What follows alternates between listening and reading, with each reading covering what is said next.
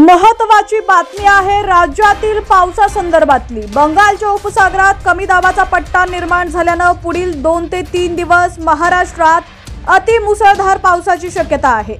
पुढील 24 तास राज्यातील अनेक भागांमध्ये हवामान विभागाकडून पावसाचा इशारा देण्यात आलाय। राज्यातील अनेक भागांमध्ये मुसळधार पाऊस सुरू आहे। राज्यात पुढचे 4 दिवस मुसळधार पाऊस पडण्याची शक्यता आहे।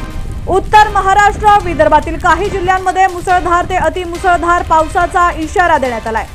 बातमी पुन्हा पाहूया त्याआधी तुम्ही HPN मराठी न्यूज चॅनल पहिल्यांदाच पाहत असाल आणि अजूनही चॅनलला सबस्क्राइब केलं नसेल तर नक्की सबस्क्राइब करा, जेणेकरून आमचे अपडेट्स लवकरात लवकर तुमच्यापर्यंत पोहोचतील।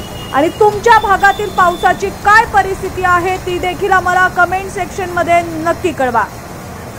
हवामान विभागाकडून देण्यात आलेल्या इशाऱ्यानुसार पुढील 24 तास मुंबईमध्ये ढगाळ वातावरण राहणार असून मध्यम स्वरूपाच्या पावसाची शक्यता आहे। या काळात मुंबईचं कमाल आणि किमान तापमान 32 अंश सेल्सिअस आणि 25 अंश सेल्सिअसच्या आसपास असणार आहे। कोकणात देखील आज हवामान खात्याकडून मुसळधार पावसाचा इशारा देण्यात आलाय। कोकणातील अनेक जिल्ह्यांमध्ये आज जोरदार पावसाची शक्यता आहे।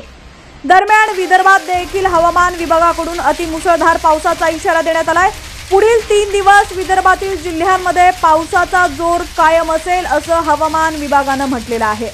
मराठवाड्यात देखील हवामान विभागाकडून आज जोरदार पावसाचा इशारा देण्यात आलाय। मराठवाड्यात विजांचा कडकडाट आणि वादळी वाऱ्यासह पावसाची शक्यता आहे।